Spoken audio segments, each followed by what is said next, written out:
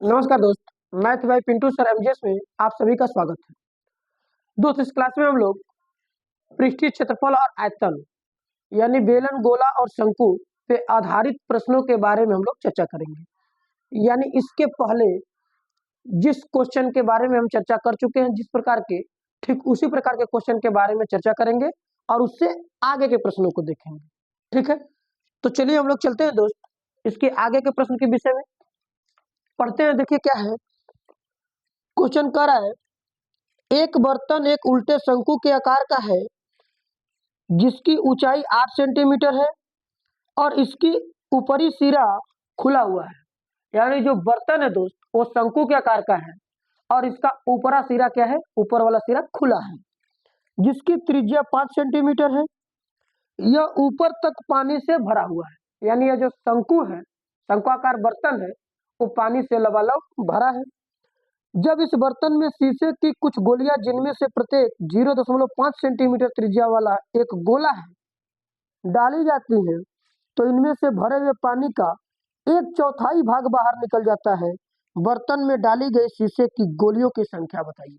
क्या करना है दोस्त, पूछ रहा है कि बर्तन में कितनी शीशे की गोली डाली गई है, उसकी आपको संख्या बताना है। चलिए पहले हम तर्क समझते हैं। दोस्तों क्वेश्चन में कहा क्या है, एक बर्तन है जो उल्टा शंकुआकार का है और वो पानी से भरा हुआ है। जब पानी से भरा है तो इसमें शीशे की कुछ गोलियां हम डाल रहे हैं, तो पानी 1/4 निकल जाता है। 1/4 यानी शंकु में जितना भरा हुआ था उसका 1/4।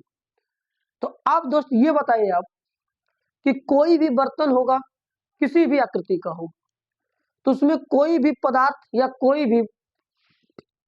भी पदार्थ या कोई भी पानी हो, लिक्विड हो, कुछ भी हो, यदि आप उसमें रखेंगे या भरेंगे तो कितना भरा जा सकता है। कहेंगे सर बर्तन की जितना क्षमता होगी उतना ही भरा जा सकता है। तो याद रखिएगा, जब भी कभी किसी बर्तन में पानी वगैरह कोई भी लिक्विड रखा है, भरा है, तो उतना ही भरा जाएगा जितनी उसकी क्षमता होगी। क्षमता यानी उसकी आयतन के बराबर होगी। ठीक है, तो क्वेश्चन में कह रहा है कि गोलियां डालने पर 1/4 भाग बाहर हो जाता है। यानी शंकु में यदि जितना भी पानी भर रहा था उसका 1/4 बाहर हो गया है।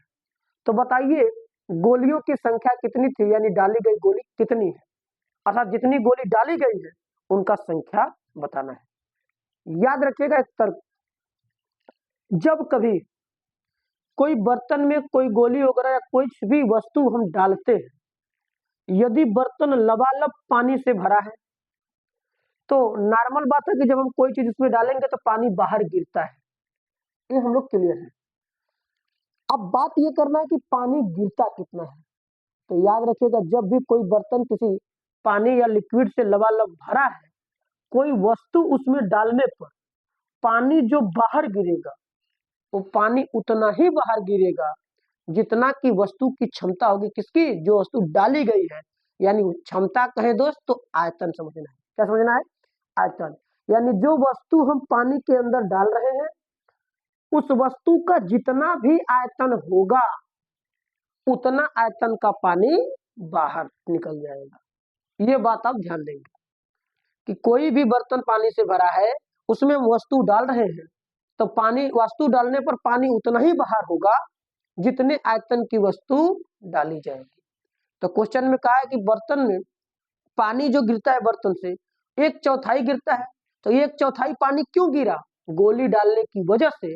यानी जितनी भी गोलियां डाले हैं उसकी क्षमता यानी आयतन उस शंकु के 1/4 आयतन के बराबर है। क्यों, क्योंकि 1/4 आयतन का पानी बाहर गिर रहा है। ये बात हमेशा ध्यान दीजिएगा कि कोई भी वस्तु कर किसी पानी में डुबोते हैं तो पानी उतना ही बाहर गिरता है। अच्छा है दोस्त, यदि बर्तन खाली है तो पानी ऊपर उठता है, तो पानी उतना ही ऊपर उठेगा और चाहे गिरेगा जितनी क्षमता की यानी जितनी आयतन की वस्तु हम उसमें डालेंगे। यही बात सबको ध्यान देना है कि वस्तु को डाली गई क्षमता बराबर बाहर किए गए पानी की क्षमता इक्वल होगी। ठीक है, क्षमता बोले तो आपको आयतन समझना है, क्षमता की बात नहीं समझना है। तो क्वेश्चन में कहा है कि कोई बर्तन क्या उल्टे शंकु के आकार के है। दोस्त उल्टा शंकु यानी ऊपर से ऐसे है, हमने ये बता दिया। ये क्या किया गया है सर, इसमें कुछ हम क्या डाले हैं, शीशे की गोलियां डाले हैं। जैसा कि आप चित्र देख रहे हैं, इस प्रकार से कुछ हमने गोली इसमें लगा दिया, ठीक है। और ये बर्तन किससे भरा है दोस्त? पानी से भरा हुआ था। जब ये बर्तन पानी से भरा हुआ था तो याद रखिएगा, ये बर्तन पानी से भरा है, गोली जब हम इसके अंदर डाले हैं तो पानी गिर गया है। कितना गिरा है? 1/4 किसका? शंकु का। यानी डाली गई गोलियों की क्षमता यानी आयतन बराबर शंकु के 1/4 आयतन के बराबर। क्यों? क्योंकि कोई वस्तु डालते हैं तो उतना ही पानी बाहर गिरेगा जितना की वस्तु की आयतन होगी, और वह कह रहा कि 1/4 है। चलिए तो लिखेंगे, दिया है शंकु यानी शंक्वाकार बर्तन भी लिख सकते हैं, हम सीधा शंकु लिख देते हैं।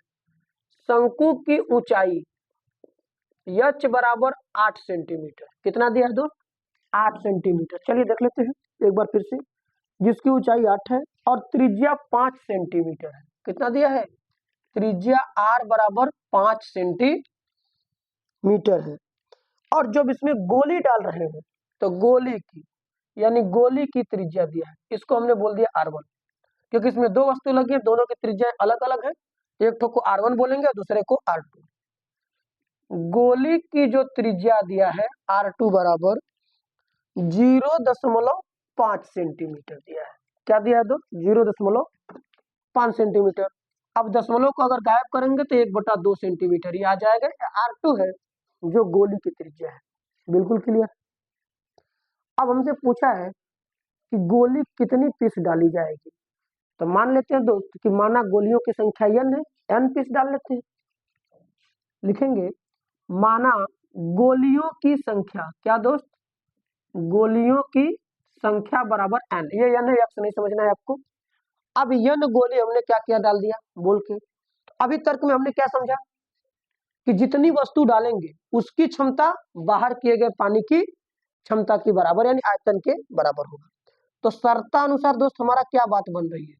सर शर्त के अनुसार हमारी बात यही बन रही है कि हमें कितनी गोली डालना है? n, अर्थात n गोली का आयतन बराबर हो रहा है कितना? कह रहा सर n गोली डालने पर 1/4 भाग निकल जाता है। 1/4 किसका निकल जाता है? शंकु का। यानी शंकु का 1/4 आयतन यानी 1/4 गुणा शंकु का आयतन। ये बात आपको ध्यान देना है, ठीक है। अब ये बात ही समझना था कि जितनी वस्तु की क्षमता के आयतन का डालेंगे उतना ही आयतन हमारा बाहर होगा। और वह आयतन कितना बाहर हुआ है? सर शंकु का 1/4 बाहर हुआ है। क्यों हुआ है? गोली डालने पर, यानी जो जितनी पीस गोली हम डाले हैं उसका आयतन बराबर 1/4 आयतन शंकु का। क्लियर है? चलिए अब यहाँ से क्या करेंगे दोस्त? हम आयतन का फार्मूला अप्लाई करेंगे। ये गोली है तो बताइए गोली गोल होगा और गोला का आयतन क्या होता है? 4/3 पाई r क्यूब। अब ये गोली है, गोली की त्रिज्या का नाम क्या दिया है? Sir r2। यहाँ पोजीशन हम r2 भर दिया। 1/4 गुणा शंकु का आयतन क्या होता है? सर 1/3 पाई r स्क्वायर h। अब इसमें त्रिज्या r की वैल्यू क्या है? सर शंकु के लिए r1 आई है, r1 हमने दे दिया। बिल्कुल। अब देखेंगे दोस्त 3 से नीचे से 3 कट जाएगा, ये पाई से ये पाई कट जाएगा, दोनों तरफ में सेम मान कट जाएंगे। दोस्तों ये 4 से 4 मत काट दीजिएगा क्योंकि एक 4 ऊपर है एक 4 नीचे है। हम जानते हैं कि गुणा करने पर क्रॉस मल्टीप्लाई करने पर फिर एक ऊपर या नीचे से मान कटता है, लेकिन एक क्रॉस मल्टीप्लाई नहीं है। ये एक LHS एक तरफ है, RHS एक तरफ है, यानी एक मान बराबर के दाहिने तरफ और एक मान बराबर के बाएं तरफ है। अगर दोनों एक साथ जुटेगा तो डिवाइड के नियम से जुटेगा, मल्टीप्लाई के नियम से नहीं, तो ये नहीं करेगा। चलिए हम सबका मान भरते हैं। n गुणा r2 का 3 पावर लगा है तो r2 कितने बार है? 1/2 है। r2 को आप 1/2 3 बार गुणा कर दीजिए। बिल्कुल। अब यहाँ क्या होगा? 1/4 गुणा r1 क्या है? सर r1 हमारे पास 5 है, यानी 5 का स्क्वायर करेंगे तो 5 गुणा 5। h ऊंचाई कितनी है? सर 8, मान भर दिया। बिल्कुल। अब देखें क्या करेंगे? सर देखेंगे 2 दूना के 4, नीचे से 4 को कैंसिल आउट करिए, बचेगा कितना? कहेंगे सर जो बचेगा उसको लिख दो, n गुणा 1/2, यानी बचेगा n गुणा 1/2 बराबर 5 × 5 = 25, 25 वाटे 200, 25 वाटे कितना हो जाएगा? 200। ठीक है। और यहाँ लिखा है क्या दोस्त? 2। ठीक है। अब ये जब 2 लगा हुआ है, और एक चीज और यहाँ पे ध्यान दीजिएगा, ये जो 4/3 था तो यहाँ का दोस्त 4 छूटा हुआ है, इस बात को आप ध्यान देंगे, कहेंगे सर ये 4 कहाँ है, ठीक है। तो ये 4 हमारे पास था, यहाँ हमने इस 4 को लिख दिया दोस्त। आप ध्यान देंगे अच्छे से, ये 4 कहाँ से आया, तो 1/2 था, हमने 4 आगे लिखा, कहाँ लिखा, यानी n गुणा 4। ये बात ध्यान दीजिएगा, ये R2 की जो वैल्यू थी 1/2 थी, ये 2 दूना के 4 से हमने ये 4 काट दिया, यहाँ बचा हुआ है 4 गुणा 1/2, और 4 का गुणा अगर 1/2 से करेंगे तो ये हो जाएगा 4/2। सॉरी सर, यहाँ से थोड़ा सा मान छूट गया था, तो आपको ध्यान देना कि कोई मान छूटे ना, ठीक है। अब ये 4 था, इसमें बचा, अब 4/2 है, उधर गुणा हुआ तो 2 से हुआ। अब बताइए 2 से 4 कटेगा कई बार में, 2 बार में, यानी n गुणा 2 बराबर 200। क्लियर है, हमें मान निकालना है n का, n बराबर क्या होगा, 2 यहाँ से मल्टीप्लाई किए हैं तो डिवाइड में चले 2 को, अगर 200 को काटेगा तो कितना आएगा, 100, यानी यहाँ से हमारा n की वैल्यू कितनी आ गई दोस्त, 100। अर्थात उस शंक्वाकार बर्तन में कितनी गोली डाली गई है, 100 गोली डाली गई, जिसकी वजह से 1/4 भाग का आयतन पानी बाहर हुआ है, ठीक है। आप उसका स्क्रीनशॉट लेंगे, नोट डाउन करेंगे, ठीक है। तो तर्क दोस्त आपको इसमें यही ध्यान देना है कि जब कोई वस्तु अगर किसी लबालब पानी से भरे हुए बर्तन में अगर डुबाई जाती है तो बर्तन से पानी उतना ही बाहर होता है जितने की आयतन की वस्तु रखती है, यानी पानी के अंदर डाली गई वस्तु का आयतन बराबर बाहर निकला हुआ पानी का आयतन, दोनों सेम होगा। क्यों, क्योंकि वह पानी जो बाहर हुआ है किसकी वजह से हुआ है, सर जो वस्तु हम डाले हैं उसकी वजह से हुआ है। तो न डाले होते तो नहीं निकलता, तो उसको डाले हैं तो निकला है, कितना निकला है, उस वस्तु को डालने पे इतना निकला है, यानी उस वस्तु का आयतन बराबर डाले गए पानी का, यानी पानी बाहर किए गए पानी का आयतन, ठीक है। चलिए नेक्स्ट क्वेश्चन की तरफ चलते हैं, इसको नोट डाउन आप करेंगे। अगला क्वेश्चन जो है उसके बारे में भी चर्चा करते हैं दोस्त। वो क्वेश्चन आपका है, ऊंचाई 220 सेंटीमीटर और आधार का व्यास 24 सेंटीमीटर वाले एक बेलन जिसके ऊपर ऊंचाई 60 सेंटीमीटर और त्रिज्या 8 सेंटीमीटर वाला एक अन्य बेलन आरोपित है से लोहे का एक स्तंभ बना है, इस स्तंभ का द्रव्यमान ज्ञात कीजिए, ठीक है। इस लोहे का द्रव्यमान ज्ञात कीजिए, जबकि 1 सेंटीमीटर लोहे का द्रव्यमान 8 ग्राम है और पाई का मान 3.14 लेना है। क्वेश्चन में दोस्त कुछ इस प्रकार बातें कर रहा है कि कोई एक बेलनाकार लोहे का स्तंभ है जिसकी त्रिज्या ऊंचाई दिया हुआ है, इसके ऊपर एक अन्य बेलन भी रखा गया है, यानी नीचे भी एक थोड़ा मोटा वाला बेलन है, इसके ऊपर थोड़ा कम यानी कम मोटाई का बेलन रख दिया गया है, उसका भी ऊंचाई और त्रिज्या अलग अलग है। इस पूरे स्तंभ का द्रव्यमान यानी वजन बताना है, जबकि 1 सेंटीमीटर क्यूब का द्रव्यमान दिया 8 ग्राम है, यानी 1 सेंटीमीटर क्यूब यदि आयतन आ रहा है तो उसका द्रव्यमान 8 ग्राम होगा। तो हमें क्या करना होगा, पूरे का आयतन निकाल लें। अब पूरे का आयतन जब आएगा 8 वाले से बात करेंगे, ग्राम में ग्राम में बात बताएंगे। तो चलिए हम इसको बनाते हैं, पहले इसके चित्र के बारे में समझते हैं। चित्र दोस्त कुछ इस प्रकार से कह रहा है कि कोई बेलन है लोहे का, यह है, इसके ऊपर एक पतला बेलन अध्यारोपित है, यानी इसके ऊपर थोड़ा से कम चौड़ाई का बेलन हमने ये रख दिया। जैसा कि आपको क्या दिख रहा है, प्रेशर दिख रहा है या साकर जिसको बोलते हैं, उस प्रकार से जो इसके अंदर क्या है, अध्यारोपित है। मान जो दिया उसको भरते हैं। 220 सेंटीमीटर ऊंचाई है और व्यास 24 सेंटीमीटर है, यानी पहले वाले बेलन जो मोटा वाला है, जो बड़ा है, वो 220 सेंटीमीटर का है और व्यास इसका 24 सेंटीमीटर का है, ठीक है। तो लिखते हैं, दिया है, पहले बड़े वाले को दोस्त हम पहला बोल रहे हैं, दूसरे वाले को हम छोटा बोल रहे हैं। तो पहले बेलन की ऊंचाई, पहले बेलन की ऊंचाई h1 बराबर 220 सेंटीमीटर और व्यास हमारे पास दिया है 24 सेंटीमीटर। तो जब व्यास 24 सेंटीमीटर है तो त्रिज्या कितनी हो जाएगी दोस्त, कहेंगे सर r बराबर 12 सेंटीमीटर, जो नीचे वाले बेलन का काम कर गया। अब ऊपर वाले के लिए बात करते हैं। ऊपर वाले की ऊंचाई 60 है और त्रिज्या 8 है, क्या है, यानी ऊपर वाले की जो ऊंचाई है वो 60 है और दोस्त इसकी त्रिज्या ही 8 दिया है, यानी इसका त्रिज्या बीच से नापी जाएगी, किधर भी हमने यहाँ आपको शो करा दिया, ठीक है। तो लिखेंगे पहला बेलन हो गया, अब ये दूसरा बेलन, यानी दूसरे बेलन की ऊंचाई H2 बराबर कितना है दोस्त, 60 सेंटीमीटर, ये सब मान सेंटीमीटर में है। और इसकी त्रिज्या कितनी है सर, त्रिज्या R2 बराबर 8 सेंटीमीटर। यहाँ 8 का आधा नहीं करना है क्योंकि ऑलरेडी त्रिज्या दे चुका है, पहले बेलन में व्यास दिया था इसलिए त्रिज्या को आधा हमने किया। अब बताइए इसके ऊपर ये दोनों बेलन रखा है, इसका वजन निकालना है। जब वजन करेंगे तो दोनों बेलन एक ही साथ है, जो कहीं पर जुड़ा हुआ है तो पूरे का एक साथ होगा, बिल्कुल होगा। जब पूरे का एक साथ होगा सर पूरे का आयतन निकालो, बिल्कुल निकालेंगे।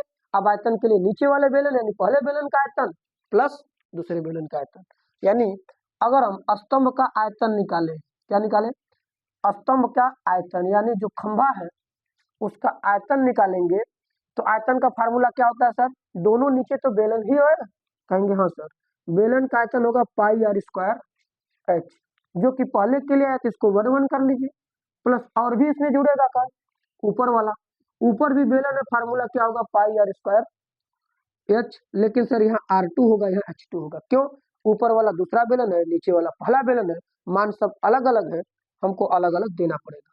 दोस्त हमने आपको बताया है कि जब भी किसी कैलकुलेशन में कुछ मान एक जैसे हो उसको बाहर करके कॉमन कर लीजिए। तो इसमें देखिए कुछ मान क्या है, कहेंगे सर पाई है, पाई को हमने बाहर किया, बचेगा क्या, R1 square H1, R1 square H1। तो चलिए R1 की वैल्यू क्या है हमारे पास, कहेंगे सर 12 की स्क्वायर, गुणे H1 की वैल्यू कितनी है, कहेंगे सर 220, बिल्कुल क्लियर है। अब यहाँ से क्या करेंगे प्लस, पाई तो बाहर होगा सर R2, R2 कितनी है सर 8 है, 8 का स्क्वायर गुणा H2, H2 कितना है सर 60 है, बिल्कुल क्लियर। अब करेंगे क्या दोस्त, हमको करना है पाई की वैल्यू, क्वेश्चन में कहा पाई की वैल्यू 3.14, तो क्वेश्चन में यदि दोस्त जितना कहा है आपको उतना करना होगा, अपने हिसाब से कोई भी मान नहीं रखेंगे, तो पाई का मान आप 3.14 रख दिया, यदि नहीं कहा होता तो हम अपने हिसाब से काम करते। अब क्या करेंगे सर, 12 का स्क्वायर होता है 144, गुणा करेगा 220 में, 8 का स्क्वायर होता है 64, गुणा करेगा 60 में, बिल्कुल क्लियर है। अब चलेंगे आगे मान बढ़ाएंगे, 3.14 गुणा 144 में हम 220 का गुणा करेंगे, जब 220 का गुणा करेंगे तो दोस्त देखिएगा जीरो से आप जीरो लगा लीजिए, बिल्कुल। इसके बाद क्या होगा सर, हमारे पास 22 बचा, गुणा कर 22 चौक के 88 के 8 80 लगेगा 8, 22 चौक के 88 8 96 के 6 80 लगेगा 9, अब 22 से कम 22 9 31, 31,680 प्लस 64 का गुणा 60 में तो जीरो बढ़ा लीजिए, 6 का गुणा 4 में करेंगे 6 चौक के 24 के 4 80 लगेगा 2, 6 4 के 36 और 2 38 यानी 3840, बिल्कुल क्लियर है, कहेंगे सर एकदम क्लियर है। अब क्या करेंगे, कहेंगे सर वही जो हर बार करते हैं, 3.14 है, तो दोस्त एक बात और, आप इसमें क्या करिए दशमलव को हटा दीजिए, दशमलव हटाने के लिए हम क्या करते हैं सर, दशमलव के स्थान पर हम 1 लिखेंगे, बगल में जितने अंक है उतने जीरो यानी 100 से भाग दे दिया।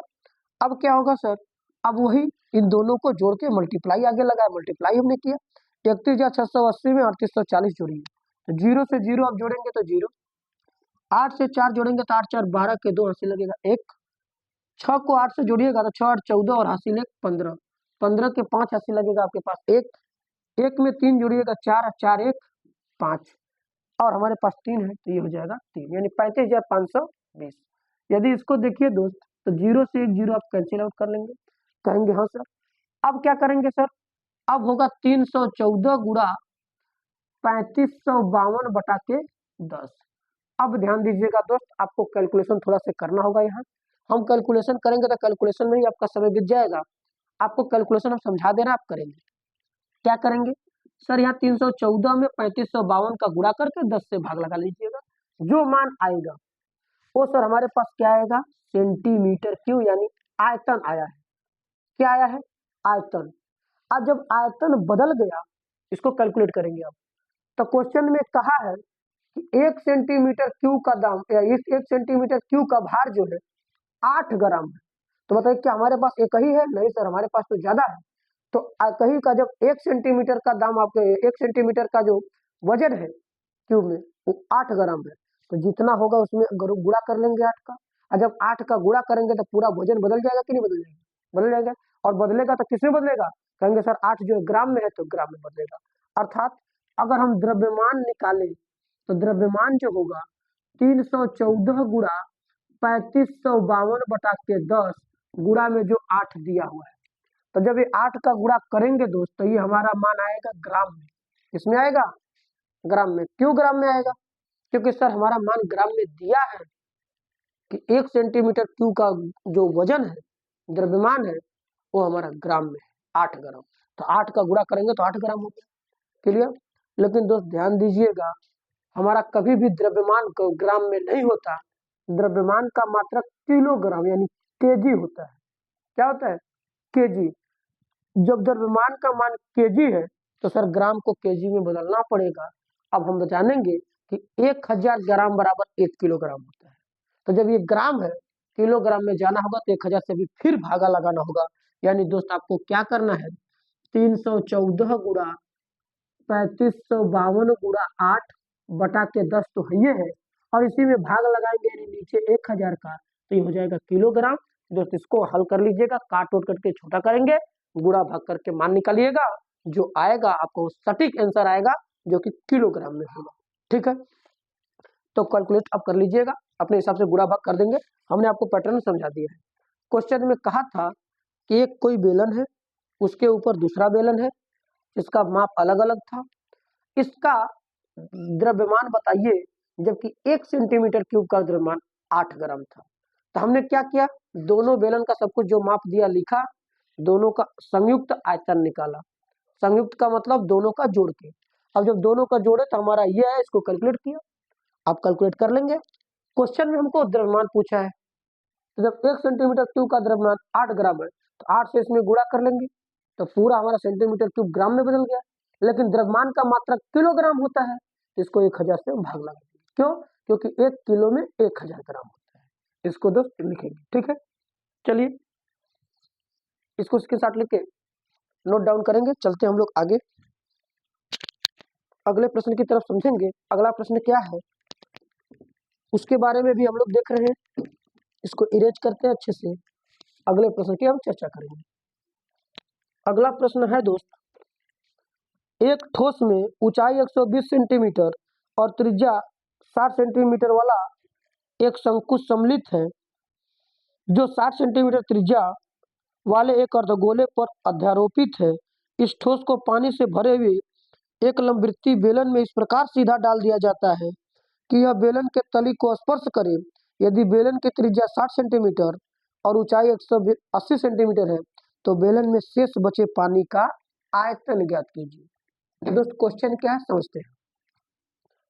क्वेश्चन में कहा है कोई एक ठोस आकृति है। अब वो ठोस आकृति कैसी है, उसकी बनावट दिया है। उसकी बनावट में कह रहा है नीचे से अर्धगोला है और उसके ऊपर एक शंकु अध्यारोपित है, यानी नीचे से अर्धगोला और ऊपर से शंकु, दोनों का माप वगैरह दिया है। इसका आयतन, अब जब ये ठोस बन जाता है तो क्वेश्चन में कहा क्या है कि ये ठोस को पानी से भरे हुए बेलनाकार बर्तन में डुबो दिया जाता है। यानी इस ठोस जो बना है नीचे से अर्धगोला और ऊपर से शंकु, इसको उठा के उनके बर्तन में डाल देना है बेलनाकार। वो पानी से भरा हुआ था। तो अभी हम लोग प्रश्न में अगर इसके पहले वाले क्वेश्चन में चर्चा किया कि जब पानी में कोई चीज डुबोएंगे तो पानी बाहर गिर जाता है। तो अब दोस्त ये नहीं पूछा है कि कितना पानी बाहर गिरा, क्वेश्चन में पूछा है कि डाला जाता है तो बर्तन जो बेलनाकार था उसमें कितना पानी बचेगा। तो बताइए जब पूरा बर्तन पानी से भरा था, हमने इसको डाला तो पानी बाहर हुआ, तो पानी कितना बाहर होता है। हमने चर्चा किया कि जितनी इसकी क्षमता होगी यानी आयतन होगा उतना पानी बाहर निकाल देगा और जो बचेगा उससे पानी बर्तन का बचेगा। क्यों? क्योंकि ये तो बर्तन में अंदर जा रहा है तो ये उतना पानी निकाल देगा जितना ये जगह घेरेगा। तो बर्तन में पानी बचेगा कहाँ सर? इसके एरिया को छोड़ के जो शेष जगह बचेगी उसी में पानी बचेगा, और वही पानी हमसे पूछा है दोस्त। तो क्वेश्चन के अनुसार क्या बात बनती है, जो पूरा बेलन में पानी था, जो पूरे बेलन की आयतन था, उसके आयतन में से जो ये वस्तु, जो ये ठोस उसके अंदर डुबो रहे हैं, वो पानी निकाल दिया तो इसका मान माइनस कर लेंगे, जो बचेगा वो बच जाएगा। बिल्कुल, यानी चलते हम चित्र बनाते हैं। जैसे क्वेश्चन में कहा है कोई एक अर्धगोला है, इसके ऊपर क्या है दोस्त, शंकु है। ठीक है, इनका सब माप दिया है, इन मापों के बारे में हम चर्चा करेंगे। माप कितना है देख लेते हैं एक बार। एक ठोस में ऊंचाई 120 सेंटीमीटर और त्रिज्या 60 सेंटीमीटर वाला एक शंकु सम्मिलित है। यानी ये लिखेंगे, दिया है शंकु की ऊंचाई, शंकु की ऊंचाई h बराबर 120 सेंटीमीटर और त्रिज्या कितना है, r बराबर 60 सेंटीमीटर। ठीक है, जो 60 सेंटीमीटर त्रिज्या वाले एक अर्धगोले पर अध्यारोपित है, यानी अर्धगोलों का त्रिज्या 60 है।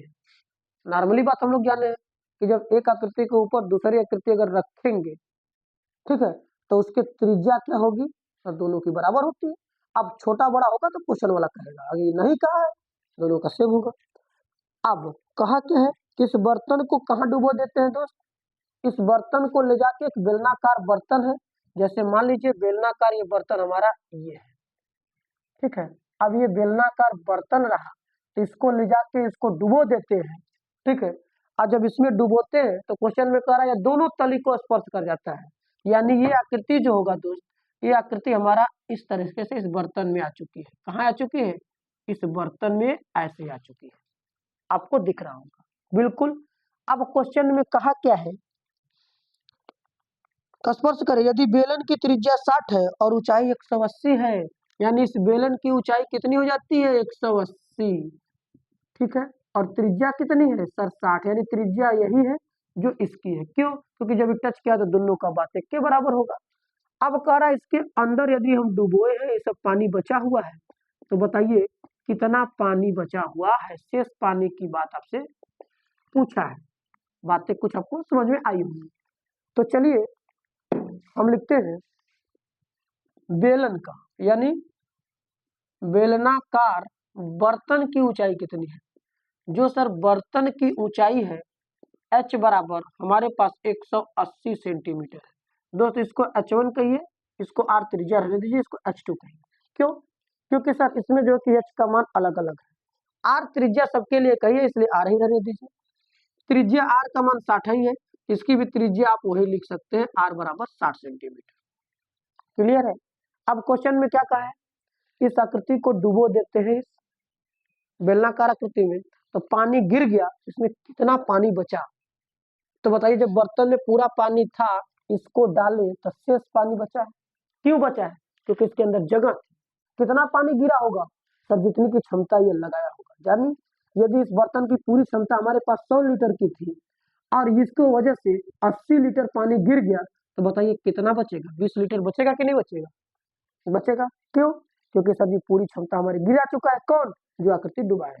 यानी पूरे बड़ी वाली आकृति से, यानी भरी हुई आकृति के क्षमता आयतन से जो अंदर डाल रहे हैं उसका आयतन घटा दीजिए, जो आएगा शेष आयतन बच जाएगा।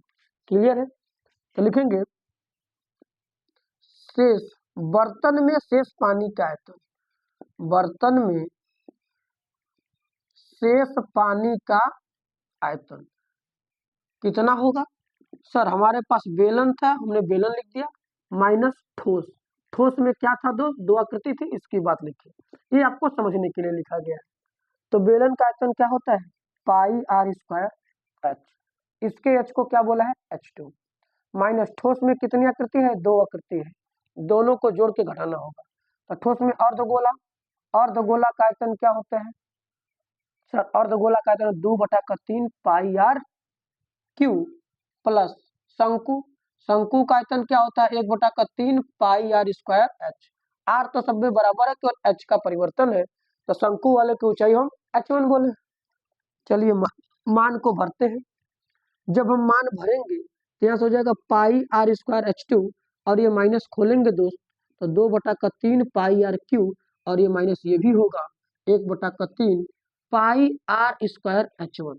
बिल्कुल, हमने बताया दोस्त यदि कुछ मान कॉमन है तो कॉमन वाले की वैल्यू आप निकाल लीजिए। क्या कॉमन है, पाई आर स्क्वायर, तो पाई आर स्क्वायर हम कॉमन किया, H2 माइनस 2/3 आर, क्योंकि एक आर बच जाएगा, माइनस 1/3 H1, क्योंकि पाई आर स्क्वायर निकल चुका है। अब इसमें क्या करेंगे, सबके मान को हम भरेंगे। पाई का मान क्या होता है दोस्त, 22/7, आर हमारे पास त्रिज्या कितनी है, कहेंगे सर 60, H2 क्या है सर, ऊंचाई किसकी, बेलन की, कितनी आई है 180, माइनस 2/3 गुणा r का मान 60 माइनस 1/3 गुणा h1। h1 ऊंचाई किसकी है सर? हमारे पास शंकु की है जो 120 है। तो चलिए अब इस 3 से 120 को काटेंगे तो 40 बार और 3 से 60 को काटेंगे तो 20 बार। अब यहाँ से देखेंगे 22 गुणा 60/7, ब्रैकेट के बाहर कोई चीज नहीं तो गुणा। अब यहाँ से हो जाएगा 180 माइनस 2 में 20 का गुणा करिएगा तो 40 माइनस यहाँ से 40। ठीक है, अब क्या करेंगे दोस्त, अब इसके कैलकुलेशन को आगे बढ़ाएंगे। यहाँ से हो रहा है 22 गुणा 60, कितना हो रहा है 22 गुणा 60/7 गुणे 180 से 40 भी घटाना है फिर 40, यानी 2 ठो 40। तो 40 से 40 घट गया 80, और 180 से पूरा 80 घटेगा तो हमारे पास क्या बचेगा 100। अब जब ये 100 बचा तो हम क्या करेंगे सर, इसको कैलकुलेट करेंगे। 22 का गुणा 6 में करेंगे तो 22 छका 132, 1 जीरो इसका 2 जीरो इसका, यानी 3 जीरो बटा के 7। अब इसमें क्या करेंगे दोस्त, भाग लगा दीजिए। भाग जब आप लगाएंगे तो 7 एक कम 7 बचेगा, 6 हो जाएगा 62, 7 8 56 बचेगा हमारे पास 6। 6 अगर जीरो के साथ होगा तो 60, फिर 7 8 56 बचेगा हमारे पास 4, हो जाएगा 40, 7 5 35 बचेगा 5, हो जाएगा हमारे पास 50, फिर 7 7 49, ठीक है बचेगा 1, दशमलव देंगे 7 1 कम 7, फिर बचेगा हमारे पास 3, 7 चौके 28, लगभग में 18,557.14 सेंटीमीटर क्यूब क्या होगा सर, इस बर्तन में बचे हुए शेष पानी की आयतन होगा। ठीक है, तो कोई ठोस था जो अर्धगोला के ऊपर शंकु रखा था, हमने ये रख दिया। इसको क्या किया, बेलनाकार बर्तन में भरे हुए लबालब पानी था, इसको इसमें डुबो देता है और ये टोटल नीचे से ऊपर तक पेंदी को टच कर जाता है। तो टच कर जाता है तो कह रहा पानी गिर गया, तो कह रहा शेष कितना पानी बचेगा। तो शेष कहाँ कहाँ पानी बचेगा सर, जब पूरा बर्तन में पानी भरा था, एक वस्तु या कोई ठोस को डालने पर पानी गिर गया है, तो पानी कितना गिरता है, जितना वस्तु का क्षमता या आयतन होता है डुबाई गई वस्तु का, उतना आयतन का पानी बाहर निकल जाता है। यानी पूरी क्षमता यानी पूरी आयतन से जो डूबे हैं उसका आयतन घटा देंगे तो जो बचेगा उससे पानी हमारा बच जाएगा। ठीक है, इसको भी आप नोट डाउन करेंगे। एक क्वेश्चन दोस्त और देखते हैं, और इस प्रश्नावली का लास्ट क्वेश्चन होगा, इसके बारे में भी हम देखते हैं। चलिए, जो मान है दोस्त, कोई कैलकुलेशन अगर टफ है, ज्यादा गुणा भाग है तो हम उसको छोड़ दे रहे हैं, आप अपने हिसाब से गुणा भाग कर लीजिएगा। यदि उसमें नहीं आता है, मान कुछ गड़बड़ी है, तो आप कमेंट सेशन में जरूर बताएंगे, उस क्वेश्चन को वो समझा देंगे, कैलकुलेशन आपको बता देंगे। ठीक है, चलिए लास्ट क्वेश्चन है दोस्त, एक गोलाकार कांच के बर्तन की एक बेलन के आकार की गर्दन है जिसकी लंबाई 8 सेंटीमीटर है और व्यास 2 सेंटीमीटर है, जबकि गोलाकार भाग का व्यास 8.5 सेंटीमीटर है। इसमें भरे जा सकने वाली पानी की मात्रा मापकर एक बच्चे ने यह तय किया कि बर्तन का आयतन 345 सेंटीमीटर की है। जांच कीजिए कि उस बच्चे का उत्तर सही है या नहीं, यह मानते हुए कि उपरोक्त मापन आंतरिक मापन है और पाई का मान 3.14 है। यानी कहने का सेंस क्या है समझ लेते हैं। करें दोस्त, कोई एक बर्तन है जो नीचे से गोलाकार है और उसकी जो गर्दन गर्दन यानी उसका जो मुख है बर्तन का, वो बेलनाकार है। क्या है, बेलनाकार है, यानी नीचे से गोलाकार और ऊपर से बेलनाकार। यदि हम इसको बनाए दोस्त तो ध्यान दीजिए, नीचे हमारा एक गोला हो गया, अब इसका मुख खाली करना है, बेलनाकार बनाना है। क्या बनाना है, बेलनाकार। तो अगर बेलनाकार बनाना है तो यानी कुछ हमारा इस प्रकार का बनेगा। कहेंगे हाँ सर। अब ये दोस्त बर्तन हो गया, आपको नजर आ रहा होगा, देखने में सुराही है, बिल्कुल उस बर्तन का नाम सुराही हो रहा होगा दोस्त। हमें सुराही के बारे में चर्चा किया है। ठीक है, आपको अपने हिसाब से चित्र बना लेंगे। आप हमसे ज्यादा कलाकार हैं, हमने यहाँ नाप जोख के नहीं बनाया है, एक आकृति के फिगर का बनाने को समझाया है, आप अच्छे से बनाइएगा। चलिए, क्वेश्चन में कह रहा है जिसकी गर्दन बेलनाकार है। क्या कहा है, जिसकी गर्दन बेलनाकार है और लंबाई 8 सेंटीमीटर है, यानी बेलन की लंबाई दे दिया, तो बेलन कितना दूर है, यहाँ से यहाँ तक, और व्यास इसका कितना है सर 2 सेंटीमीटर, यानी बेलन का व्यास जो होगा नीचे से लेके किस किनारे से इस किनारे तक। गोलाकार भाग का व्यास कितना है 8.5, तो गोला हमारा यही है दोस्त, और ये व्यास दिया है 8.5, यानी इस परिधि से इधर से लेके इधर तक ये बात दिया है। तो कह रहा है एक बच्चा ने इसका आयतन 345 बताया हुआ है सेंटीमीटर क्यूब। क्या इस बच्चे का उत्तर सही है? तो हम इसका निकालते हैं, देख रहे हैं कितना आ रहा है। यदि 345 आ गया तो बच्चा सही नापा है, यदि नहीं आया, कुछ अगल बगल आया, तो बच्चा ने थोड़ा गलती किया है। चलते हम देखते हैं, लिखेंगे क्या? लिखेंगे दोस्त, दिया है बेलनाकार भाग की ऊंचाई, क्या? बेलनाकार भाग की ऊंचाई h बराबर 8 सेंटीमीटर और इसका दोस्त व्यास दिया है 2 सेंटीमीटर। तो बताइए व्यास से कुछ काम चलेगा? कहेंगे कुछ नहीं सर। तो r1 बराबर 2 का आधा 1 सेंटीमीटर। बिल्कुल क्लियर। अब ये त्रिज्या जब हो गई, अब गोलाकार भाग की बात हो रही है। किसकी बात हो रही है? गोलाकार भाग की। और त्रिज्या नहीं, इसका गोलाकार भाग का दोस्त व्यास दिया है। व्यास कितना है? 8.5 सेंटीमीटर। कितना दिया है? 8.5 सेंटीमीटर ये व्यास है। तो बताइए दशमलव को गायब करेंगे 8.5 तो 17 का आधा होता है, यानी 17/2 सेंटीमीटर। कहेंगे बिल्कुल सर, व्यास से कोई काम होगा नहीं। किससे काम होगा? त्रिज्या। R2 की वैल्यू क्या होगी? इसकी आधी। तो 17/2 का आधा करेंगे तो 17/4, क्योंकि 2 में 2, तो यदि दोस्त आधा करना है तो बटा वाला मान नीचे ही भाग देता है, ऊपर नहीं करता है। अब ये होगा 17/4। क्वेश्चन में कहा क्या है? बर्तन का आयतन एक बच्चा नापा है। तो हम निकालेंगे बर्तन का आयतन। बर्तन का आयतन में क्या क्या लगा है दोस्त? एक ठो बेलन। तो बेलन का आयतन क्या होगा? पाई आर स्क्वायर एच, जिसमें हमारे R1 को और H1 को बाला, यानी ऊंचाई को हम H1 बोले हैं और त्रिज्या को हम R1 बोले हैं। प्लस और पानी कहाँ हटेगा सर? दोनों में, यानी गोलाकार भाग। गोले का आयतन क्या होता है?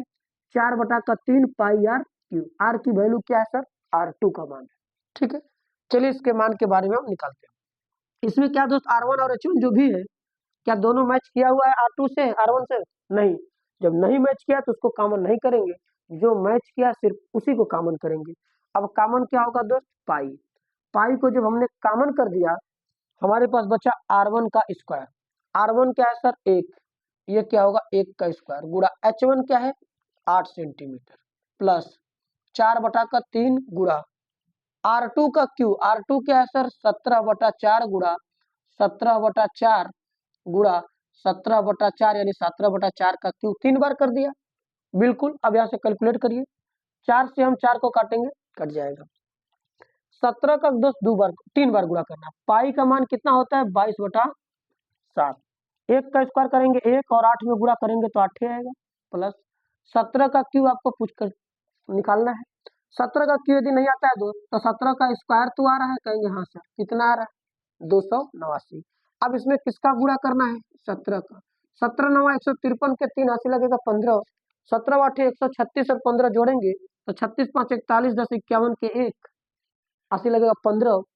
17 दूना का 34, 15 49, यानी 4913। ये आपको दोस्त ऐसे आपको कम से कम 30 तक का होल स्क्वायर और होल क्यूब डायरेक्ट याद रखे रहेंगे, जिससे कि कैलकुलेशन आपका बहुत जल्दी होगा। तो दोस्त आप इसको याद रख लीजिए। अब बताएं हमारे पास कितना हो रहा है सर? 4913 बटा क्या? 4 चौक के 16 तिया 48।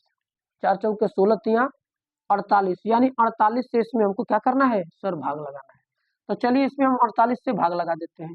यदि हम इसमें 48 से भाग लगाएंगे दोस्त, तो 48 से जाएगा एक बार 48, आएगा आपका 1, ऊपर से 1 उतरेगा, कुछ नहीं जाएगा सर? नहीं। 0 बढ़ा के 1 अंक और 113। 48 दुना के 96, यानी 2 बार जाएगा। यहाँ से निकालेंगे 13, 13 से 6 जाएगा 7, 10 से 9 जाएगा 1, यानी 17।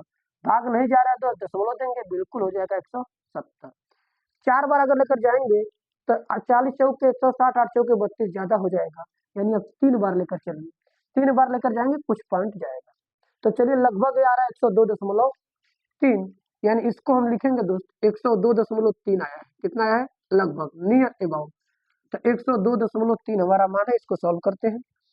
यहाँ पे आया है दोस्तों कितना? 22/7 गुणा गुणा में आया 8 प्लस 102.3। बिल्कुल सही। अब क्या होगा सर? अब हमें क्या करना है? आगे कैलकुलेट करना है। अब ये हो जाएगा 22/7 गुणा 8 में 102 जोड़ेंगे 102 तो 110.3 हो जाएगा। अब क्या? आगे गुणा करिए 22 से और 7 से भाग लगाइए। 22 का गुणा 3 में करेंगे, 22 के 66 के 6 ऐसे लगेगा 6। 22 का गुणा 0 में करेंगे तो वही आ जाएगा 6। 22 से कम 22 के 2 से लगेगा 2, और 22 से कम 22 2, 24/7 और 0.1 पॉइंट पे लग जाएगा। अब क्या करेंगे, 7 से डिवाइड करेंगे, 7 से भी डिवाइड करेंगे, 7 3 का 21, बचेगा आपके पास 3, हो जाएगा आपके पास 32, तो 7 चौके 28, बचेगा आपके पास 4, 4 जब हो जाएगा तो हो जाएगा 46, यानी 7 3 21 हो गया आपके पास कितना 3, 3 हो गया 32, 7 चौके 28, बच गया आपके पास 4, हो गया 46।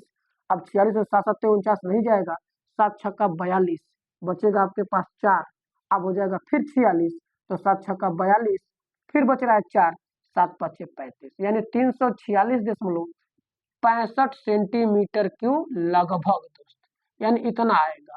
बच्चे का आयतन कितना आया था 345, बताइए आपका आ गया 346 और बच्चे का आया 345, आपका जबकि 346 पॉइंट समथिंग आया हुआ है, अब बच्चा का नहीं 345, तो बच्चे का आंसर क्या है, गलत है, यानी बच्चा ने जो नापा है थोड़ी उसमें गड़बड़ी हुई है, ठीक है। और इस बर्तन का आयतन क्या आएगा, इतना आएगा, जो आपको ये समझ में आया, ठीक है। इसको भी हम नोट डाउन करेंगे। ये इस एक्सरसाइज का लास्ट प्रश्न था। अगली एक्सरसाइज हम लोग इसके नेक्स्ट क्लास में कवर करेंगे। तो दोस्त कमेंट सेक्शन में आप जरूर बताएं कि आपका क्लास और ये सीरीज कैसी रही, आपको कोई क्वेश्चन में डाउट तो नहीं हो रहे, जो डाउट है आप कमेंट सेक्शन में जरूर बात करें। और क्लास को डेली टू डेली हर एक क्लास को दोस्त अपने अपने ग्रुप में अलग अलग शेयर करना है, जिससे इस क्लास और सीरीज का लाभ सभी भाइयों बहनों तक पहुंच जाए, ठीक है। और ये सीरीज दोस्त बोर्ड एग्जाम के तहत ही बनाई जा रही है, बोर्ड एग्जाम के लिए बहुत ही इंपॉर्टेंट साबित हो जाएगी। जो लोग, जो भाई बहन इस वर्ष क्लास 10th के बोर्ड एग्जाम में बैठेंगे और मैथ का पेपर देंगे, ये सीरीज बहुत ही लाभदायक सिद्ध होगी, तो उनके पास जरूर भेजिए, ठीक है। मिलेंगे हम लोग नेक्स्ट क्लास में, धन्यवाद।